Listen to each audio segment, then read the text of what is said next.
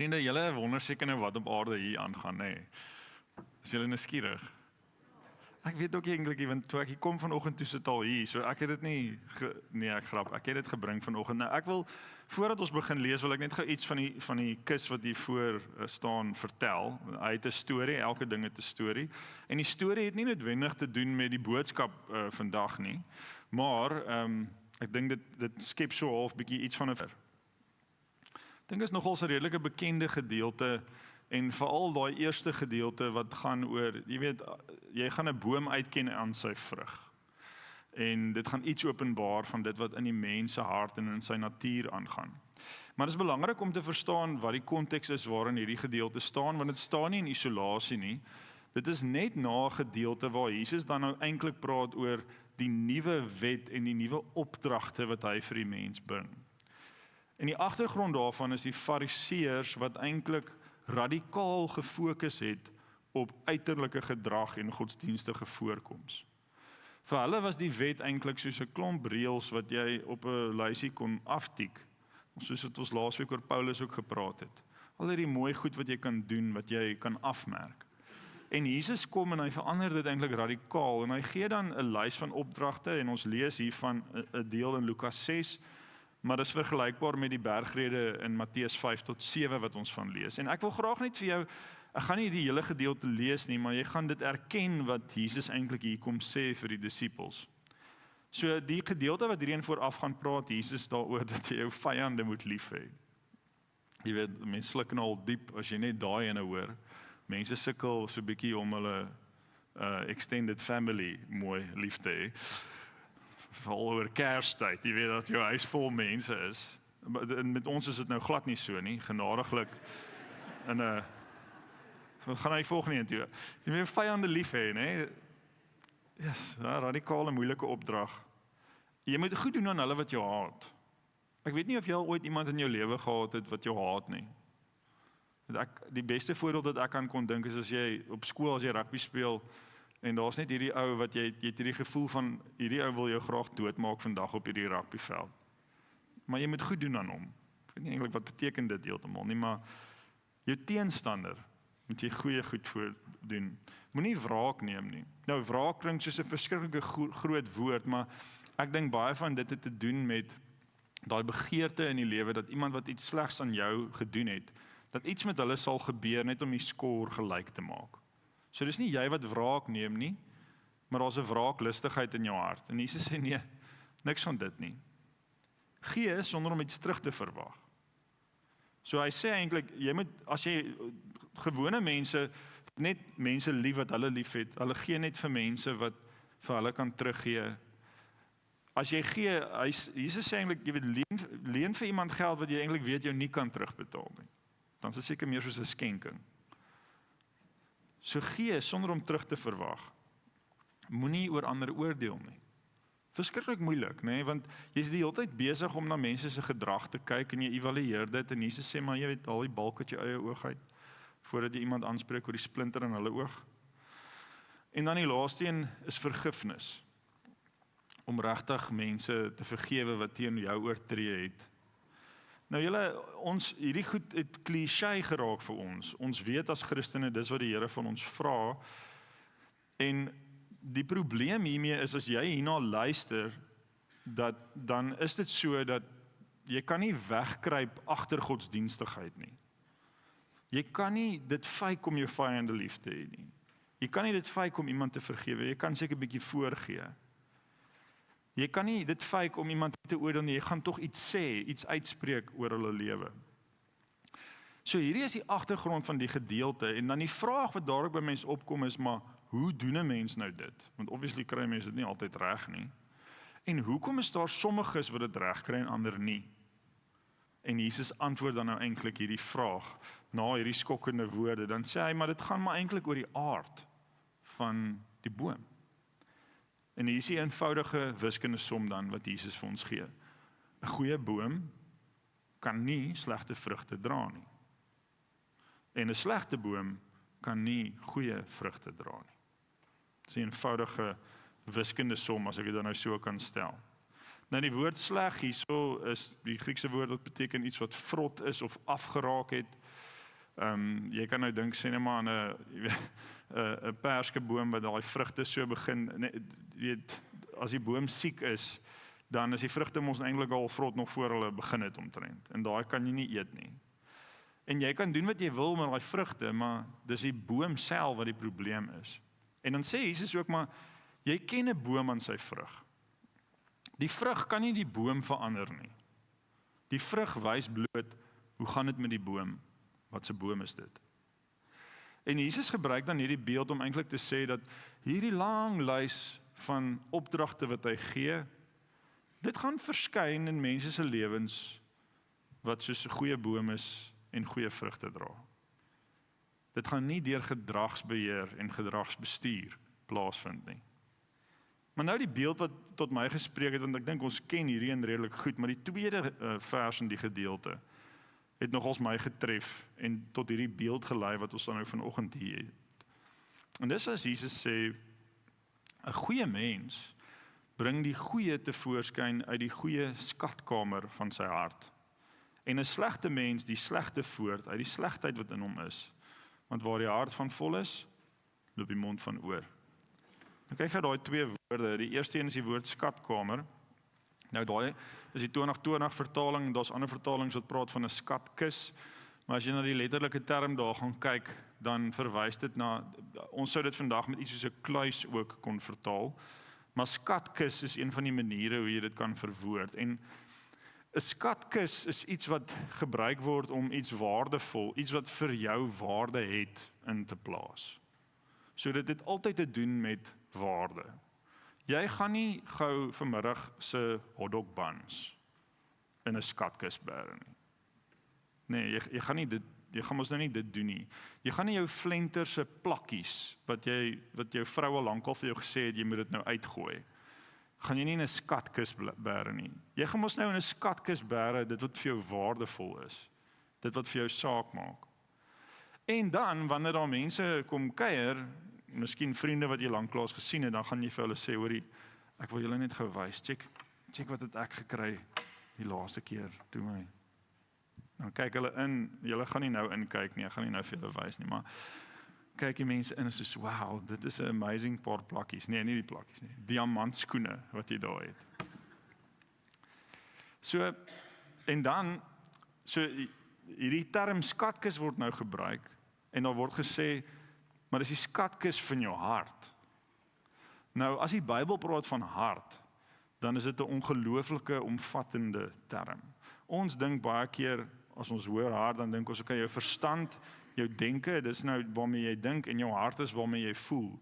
Maar die Bybel gebruik hierdie woord heeltemal anders as dit. Die hart, kan jy sê, is die slotsom, die geheel van die mens se hele innerlike wese. Mens sou kon sê, dit is wie jy regtig is in jou diepste menswees, dit wat niemand kan sien van jou. So dit sluit in jou denke eintlik. Dit sluit in jou begeertes. Dit sluit in jou wil. Dit dui op wat jy die graagste wil hê in die lewe. En dis dan ook die oorsprong van jou hele lewe. Alles vloei eintlik uit jou hart uit. En Jesus sê nou eintlik dat hierdie goeie lewe wat hy ons roep om te leef, 'n goeie mens gaan hierdie gedrag tevoorskyn laat kom uit die skatkis van hulle hart. So kry net gou die prentjie, nê. Binne in jou innerlike wese, in jou hart, is daar 'n skatkis. En sodra ons hoor skatkis, dan dink ons in terme van depositus, as ek dit so kan stel, om iets binne in te sit.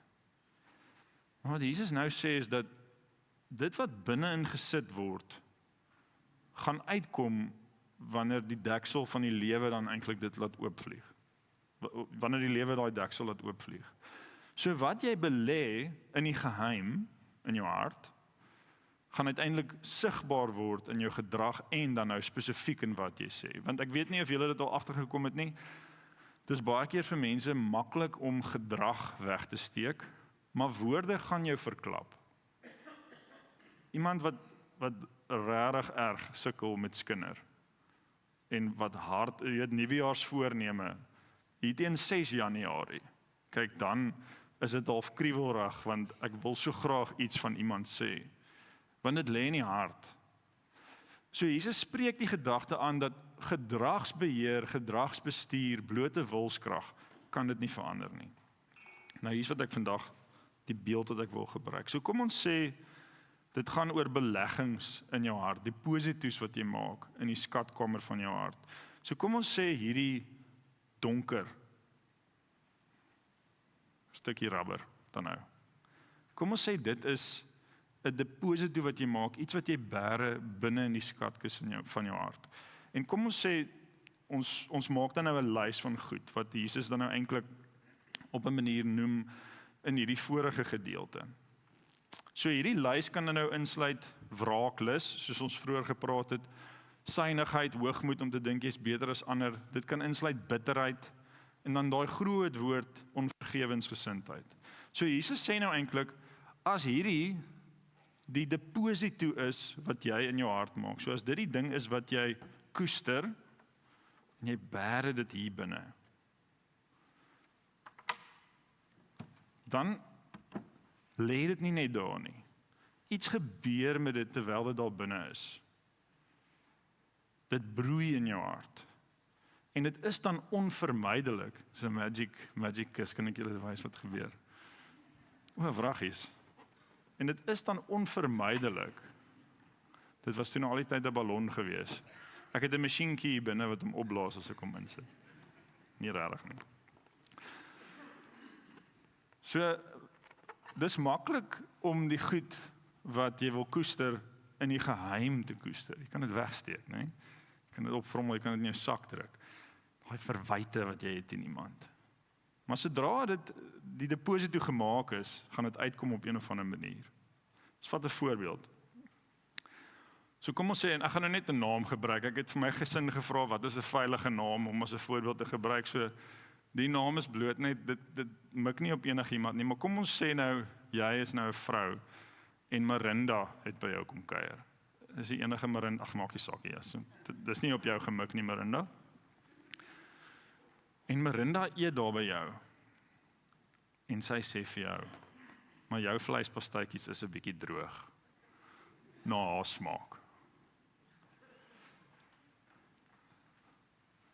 En jy vat dan nou hierdie stukkie onvergewensgesindheid. Hierdie bitterheid. En jy gaan maak daai deposito in die skatkis van jou hart. En uiteindelik groei dit en dit broei en jy laat dit nie gaan nie en dit kom uit, maar nou is die probleem, nou wil jy dit wegsteek. Nou chat jy met jou vriendinne en julle praat nou saam oor Marinda en hulle is soos jy's Marinda, besonderse knap vrou. Sy's 'n goeie man, goeie vrou vir haar man. Jesus, en sy's ook moeilike goed in haar lewe deur, maar sy het regtig dit alles trotseer en jy soos okay, ek hoor wat julle sê, maar hoekom is jy so stil? Wat wil jy nie sê nie? Nee, ek wil niks sê nie. En jy probeer en hulle gaan nog aan en hulle sê maar yes, weet jy, en so sy praat so mooi as sy oor die Bybel praat.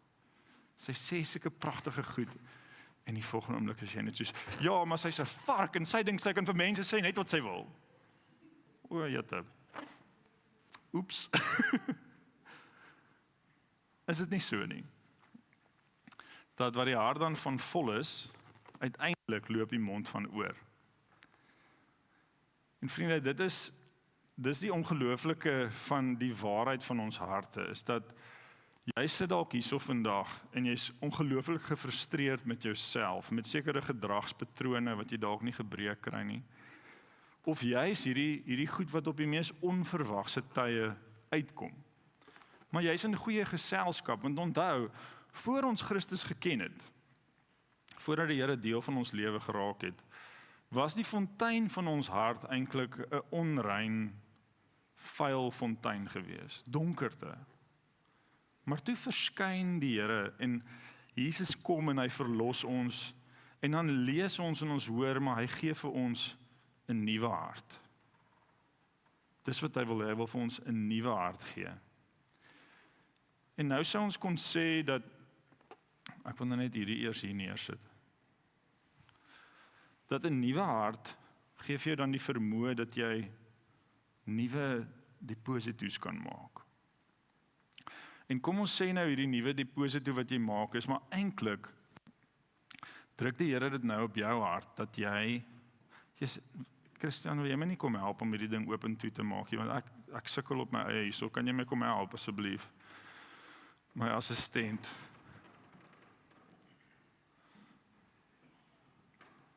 Jy kan aan daai kant staan.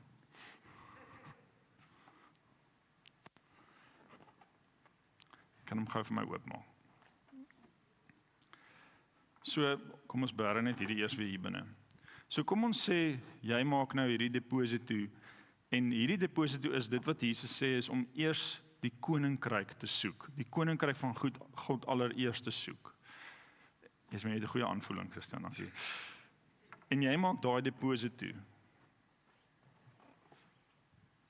Nou kom jy in daai selfde situasie.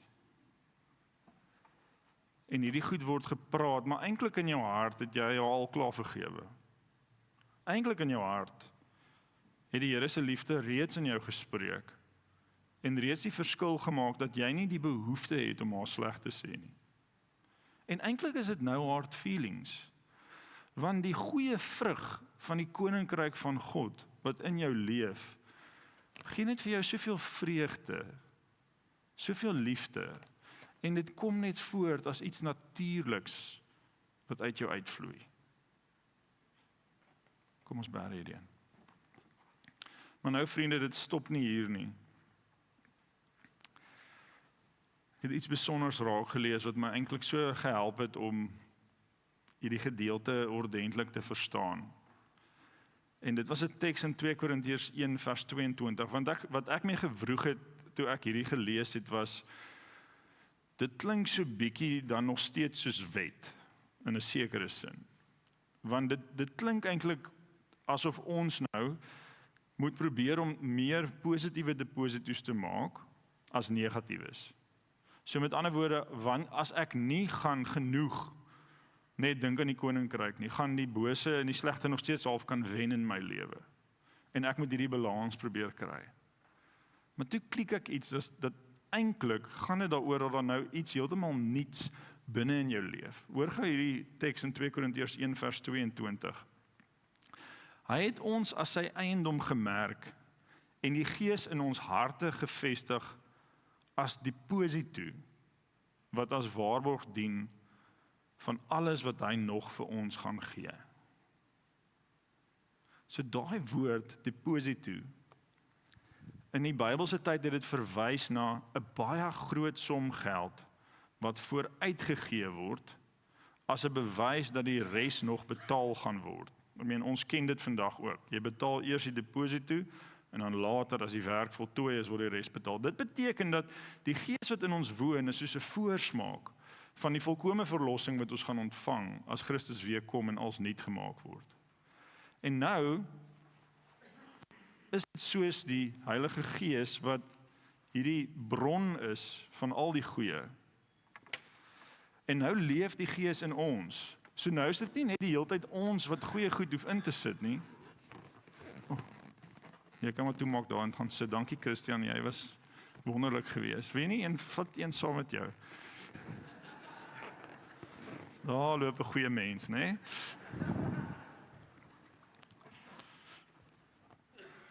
En wat nou amazing is, vir my in elk geval, is dat op enige gegeewe tyd as ek hierdie kus gaan oopmaak, ja, dit is so, dat ons is nie volmaak nie. Dit is so, dat die slegte in ons steeds gaan wil uitkom.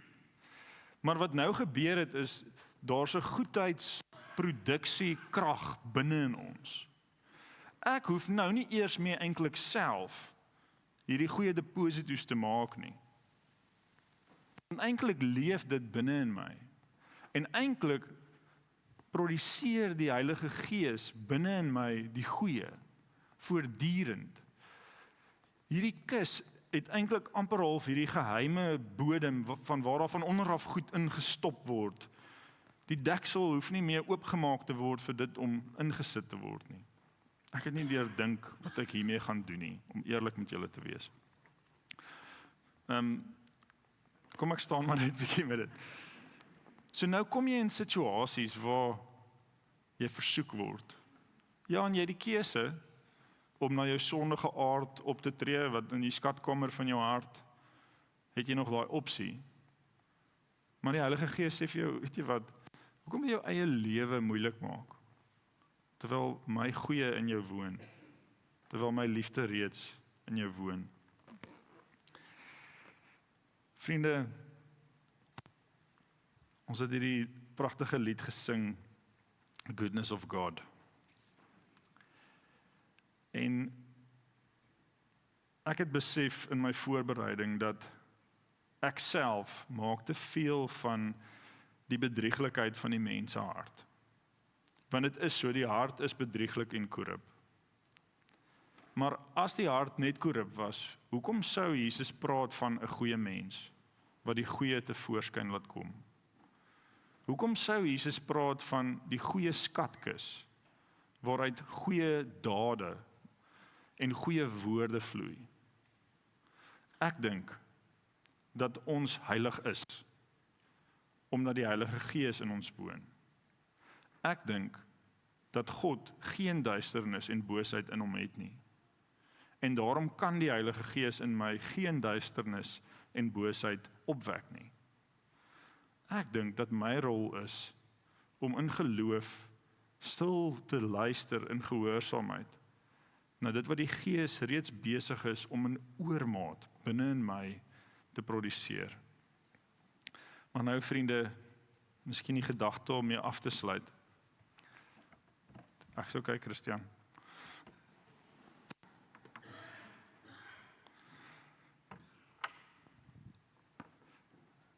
Wat doen ons hiermee?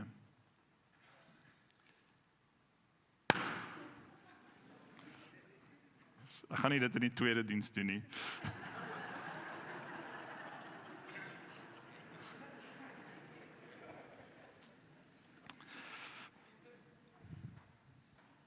Die Bybel leer ons, ek dink nou ook weer in Romeine 8, sê Paulus, maar deur die Gees moet ons die praktyke van die liggaam, van die sondige natuur doodmaak.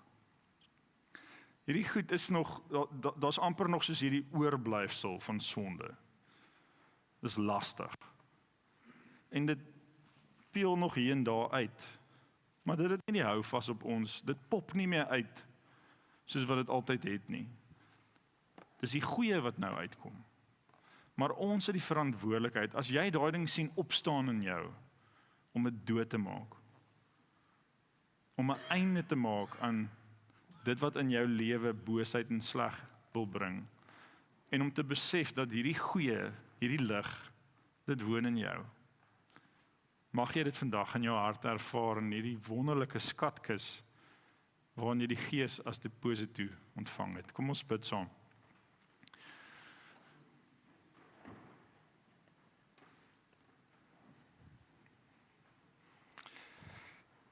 Here, die woorde wat sommer nou by my opkom is dat U regtig die duiwel se bubbel gebars het. Want sonde het nie meer hierdie mag oor ons nie, Here. Omdat U goedheid en die Gees in ons harte uitgestort is. Dankie, Here, dat ons in U genade kan leef, dat ons in die oorvloed daarvan kan leef. En mag ons, Here, gehoorsaam wees en luister, fyn ingestel op U werk in ons. Ons loof en prys U, Here, U is net goed. Amen. Vriende, kom ons